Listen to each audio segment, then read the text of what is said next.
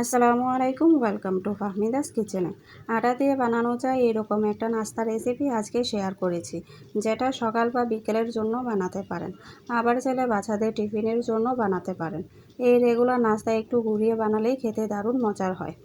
আর আজকে যে নাস্তা শেয়ার করেছি, রান্নাঘরে যে উপকরণগুলো থাকে এগুলো দিয়েই হয়ে যাবে।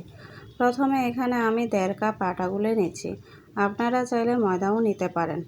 পরে এখানে দিচ্ছি স্বাদ মতো লবণ, 1 চা চামচ দিচ্ছি রান্নার রেগুলার তেল। আটার সাথে তেল ও লবণ ভালোভাবে মিশিয়ে নিচ্ছি। কুসুম গরম পানি দিয়ে একটি সফট ডো তৈরি করে নিচ্ছি।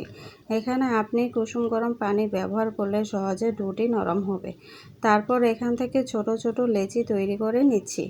এই রুটিগুলো রেগুলার রুটির চেয়ে পাতলা হবে আর সাইজেও বড় হবে না। তারপর এপাশ ওপাশ হালকা ভেজে নিচ্ছি। সবগুলো রুটি হালকা ভেজে নেওয়ার পর রুটিগুলো সাইডে রেখে আমি আলুর চপ বানিয়ে নিচ্ছি। প্রথমে দিয়েছি 2 চা চামচ সাদা তেল ও হাফ চা চামচ আস্ত জিরা। দিচ্ছি 2টি মাঝারি সাইজের পেঁয়াজ কুচি। পেঁয়াজগুলো ছোট করে কুচি করে নিয়েছি। তারপর দিচ্ছি হাফ চা চামচ করে আদা ও রসুন বাটা, 1/4 চা চামচ করে হলুদ ও মরিচের গুঁড়ো, আর স্বাদ মতো লবণ। ভালোভাবে নেড়ে চেড়ে সব উপকরণগুলো মিশিয়ে নিচ্ছি। এখন দিয়ে দিচ্ছি আগে থেকে সেদ্ধ করা 2টি আলু। আলুগুলো গরম থাকা অবস্থায় ম্যাশ করে নিয়েছি। আর দিচ্ছি কাঁচামরিচ কুচি। সব কিছু নেড়ে চেড়ে ভালোভাবে মিশিয়ে নিলাম। আলুর রান্না হয়ে গেছে। এটা রান্না করতে বেশি সময় লাগে না। তারপর এখান থেকে কিছুটা আলুর পুর নিয়ে আগে থেকে বানানো রুটির মধ্য দিয়ে দিচ্ছি। এক সাইডে আলুর পুর নিয়ে তার উপর গ্রেট করে ডিম ও চিজ দিয়ে দিচ্ছি।